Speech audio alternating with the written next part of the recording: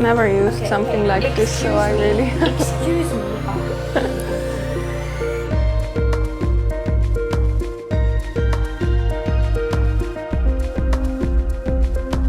Yeah, I was 25 when I found out that I was pregnant, and it was quite a shock in the beginning. Really? Yeah, because it was not the age that I was looking to become a mother. Always thinking to have kids maybe like late 20s, around 30. So like I would have waited for another 3 years, maybe 3-4 years. Right.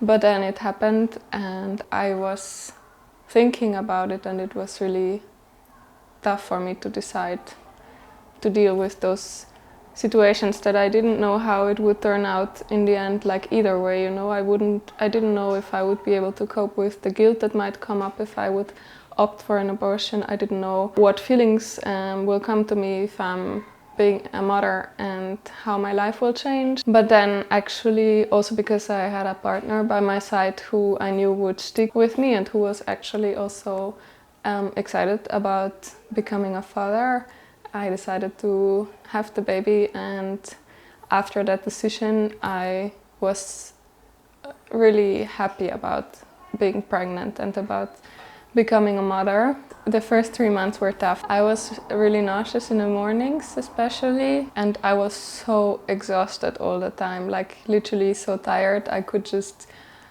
sleep for days. How did you find out that you were pregnant? My period was late. I don't know, it felt weird because my period was usually more or less on time, and every time I had really huge cramps when I was getting my period. And I remember this one night, like usually it started early morning around 4 or 5, I would wake up with huge cramps and I would have my period. Yeah.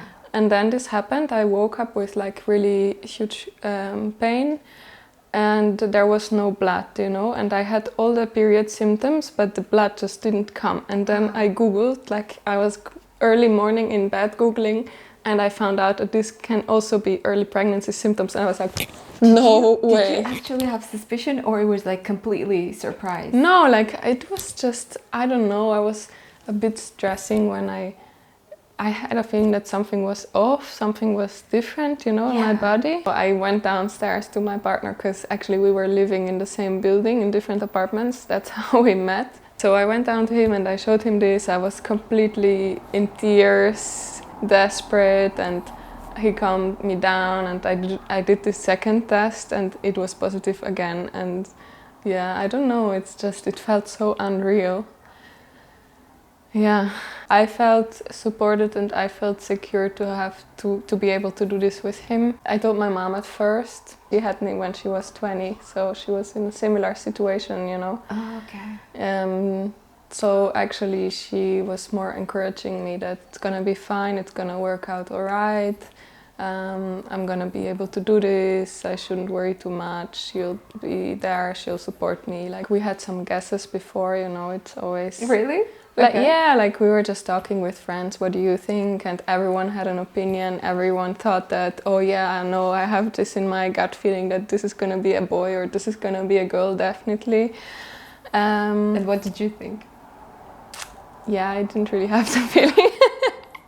I didn't really know. Yeah. So then when we found out that it's gonna be a girl, we were really excited, and I realized that I hadn't admitted that to myself, but I was maybe secretly hoping for it a little bit. Yeah. I had a period that was last summer, I think, like around 5th month, maybe 6th, where I had huge stomach cramps, like a really, huge stomach pain for going on for days. You mean like a period cramp? No, it didn't feel like period cramp. It was a kind of stomach pain that I had never felt before, so it was scaring me. Oh, is it around the uterus area or digestive?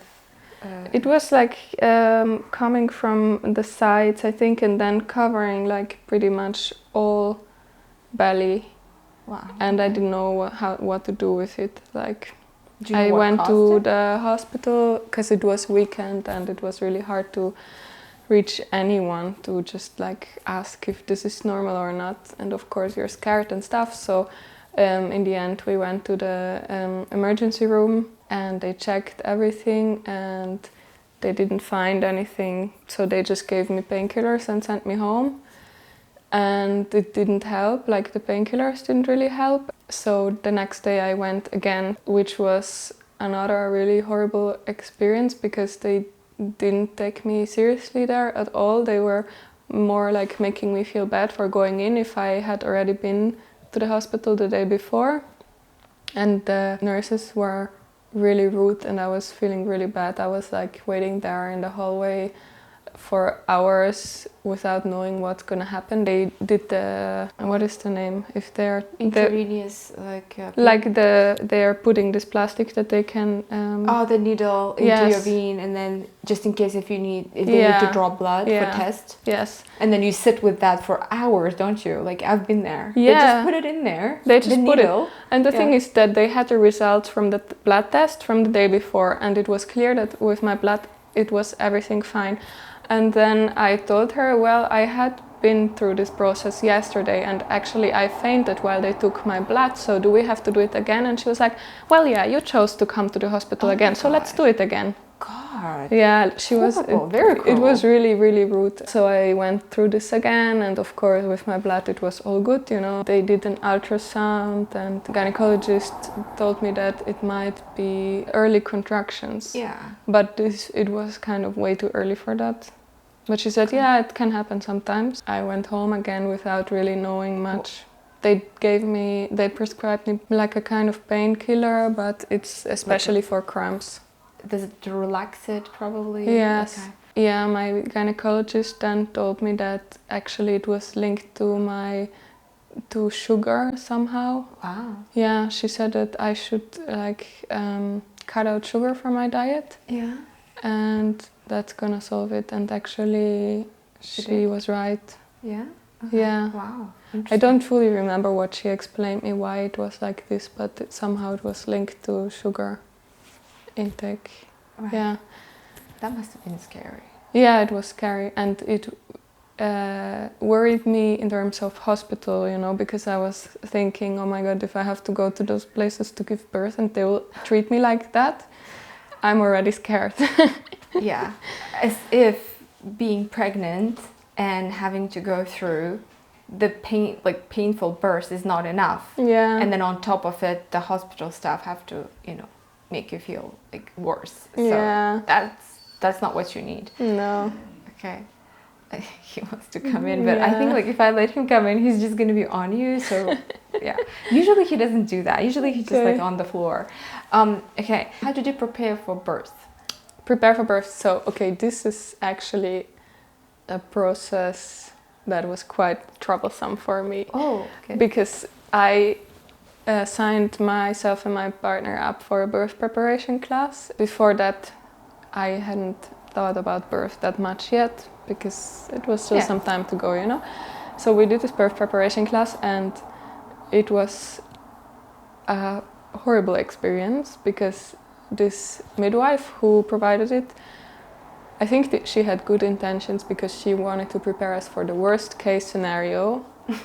So she made me so scared about it. Yeah. Like she freaked me out. I had panic attack. So her message was, okay, you're gonna go to a hospital to give birth. The midwives in hospital are not interested in giving you a nice birth experience. They just want to go home quickly. So they're gonna do whatever it takes to just get this baby out of you. And if you will not voice yourself very firmly, they will ignore you and your wishes because they are the ones who are doing your birth and not you.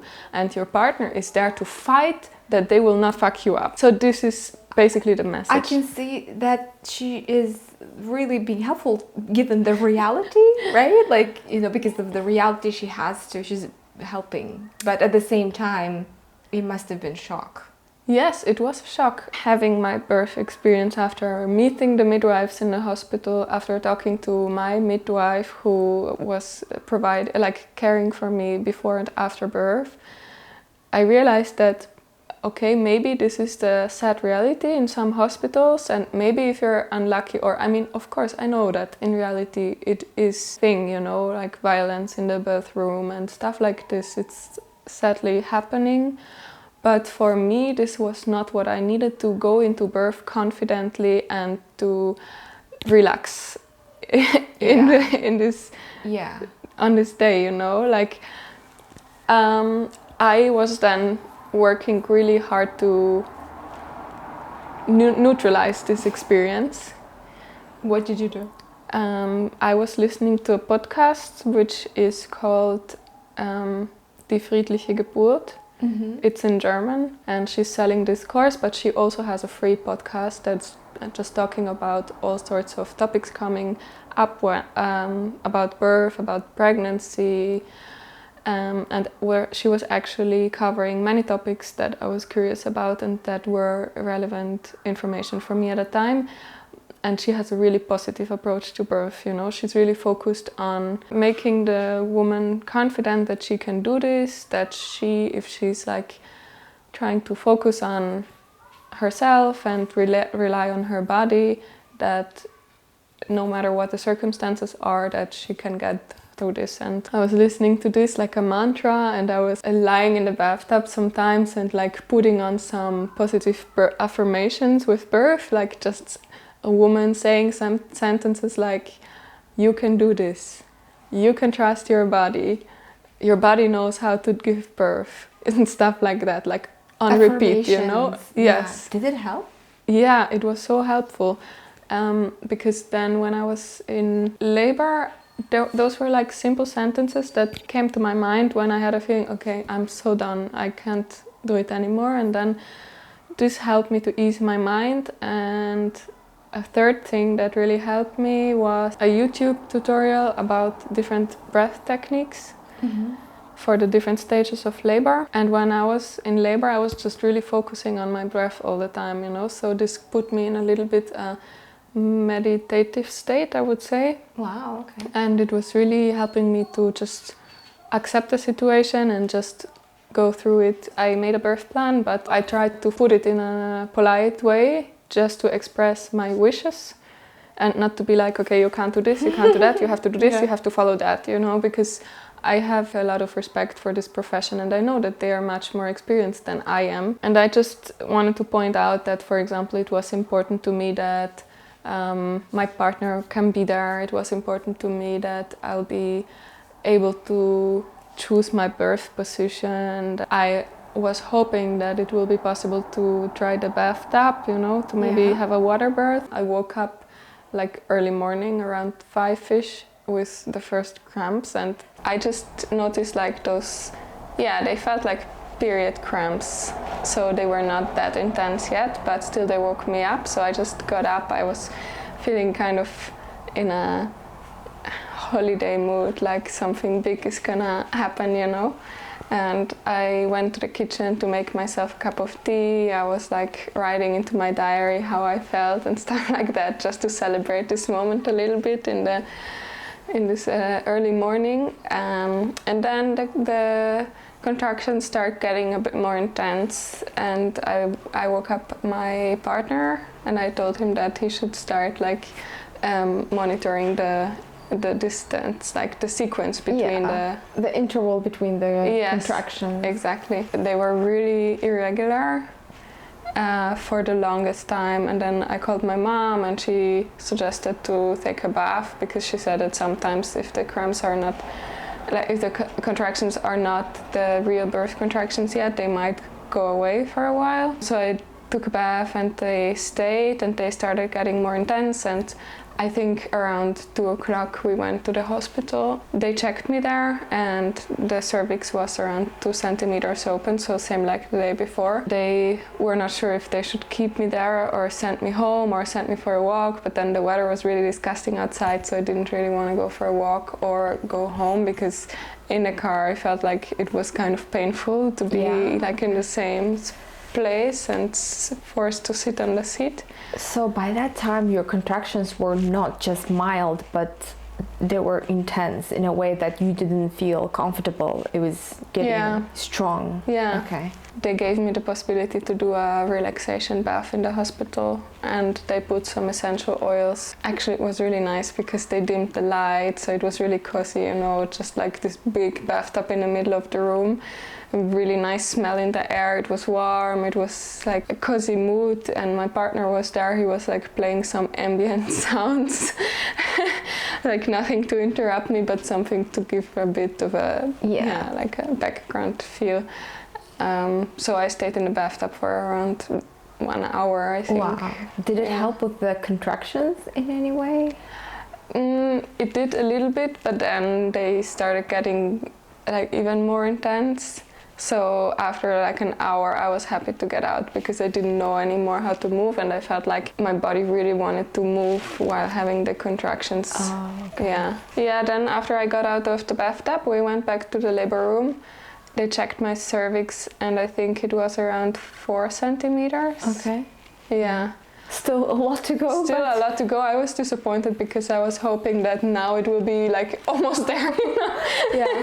Yeah. Because the contractions were so already painful. They were quite that painful. You thought that it's already time. Yeah. Like I knew that they were not the final like stages yet, but they felt quite intense. Yeah. And how did what did you do during those during that time when you had contractions? Any techniques to make feel better? Yeah, like in the labor room, I was walking around a lot, and I really like to circle my hips. Mm-hmm. I just wanted to be able to walk and to move my hips. Like that was the main point that felt a little bit relieving for me, to be able to move all that area a bit around. Did you ask for any painkillers or epidural? No, I didn't have any painkillers. I knew that it's an option, but somehow I didn't need it. I did get quite strong pain on my lower back, and then they put like a cherry seed, a warm pillow on my lower back to ease the pain a little bit. Yeah. Did it help? Yeah, it did. Like the warmth really helped. Yeah. But I was furious because I thought, okay, I have those contractions already. What does my back have to do with it? You know, like.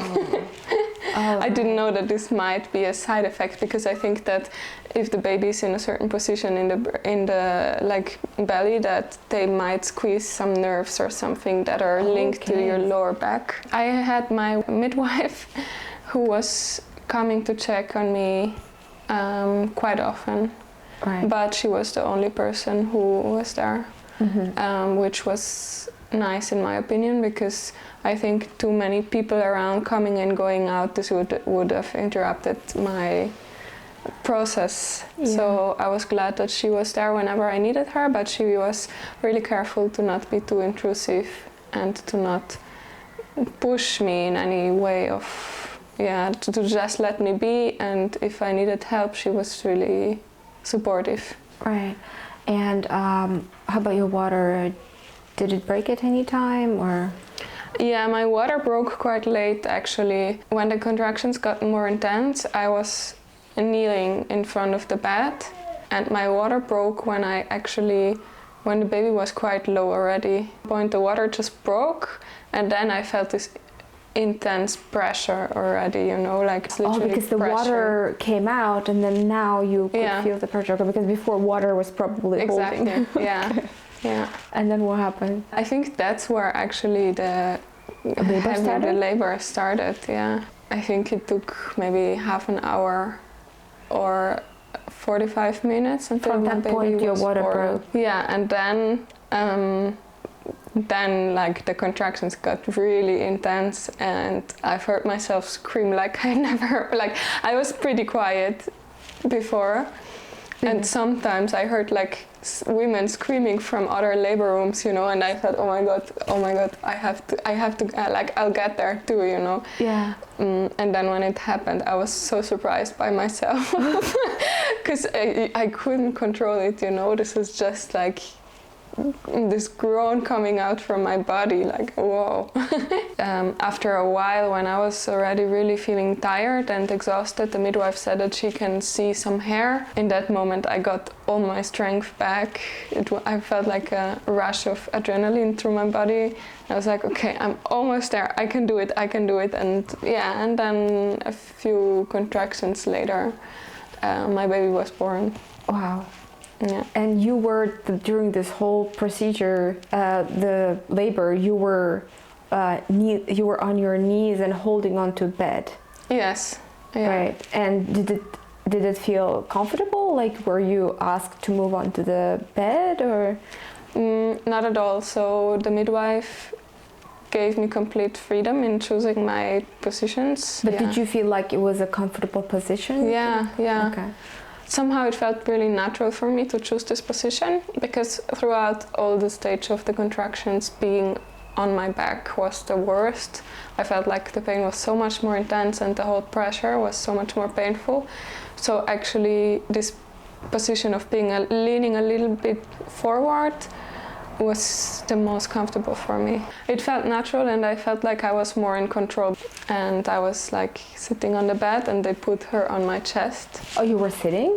Yeah, like half sitting. Okay. Yeah, leaning back. Yeah, I was leaning back.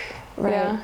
Did you have any like tears? I had a 1st-degree tear and they were stitching it. I mean, first the Afterwards? placenta was born and then like I think the placenta came out 10 minutes later. Okay. And then they stitched the tear and I was a little bit scared that might help, and I asked them to, I don't know, I just said that I don't want to have any more pain now, you know. Yeah. And now that the birth was done, yeah, I think they gave me a little anesthesia and they stitched it with 2 or 3 stitches, but it was really alright. And I was focusing on my baby on my chest, you know, trying to distract myself. Yeah. So it was over pretty quickly and it's not painful. Yeah. Your first experience with breastfeeding, how did it go? In the next days, this became quite painful. Yeah. You had cracks? Or, yeah. Yes, I did get quite some cracks. They were really sore and bleeding, and I was really desperate at times because I had a feeling that my baby was getting more and more impatient because she was hungry, but the milk wasn't fully there yet. So I would say that the first 2 days were rough. But then the milk came and then it got a little bit better, but it was still quite painful for a while. How long did it take for sort of to have like a regular milk supply, but as well as for nipples to sort of get used to it and not like to heal from cracks? So I went home after 3 days in the hospital, and then my midwife came to visit me, and she recommended me to put this like a liquid with a little bit of salt, you can buy it in the pharmacy, to apply that to my nipples and just let them dry on the air, and this helped quite quickly actually. So I think that maybe like after a week they were better, they were quite fine. Okay, so you were able to breastfeed without pain after yes. the time. How did you feel emotionally? Did you have any baby blues after the birth?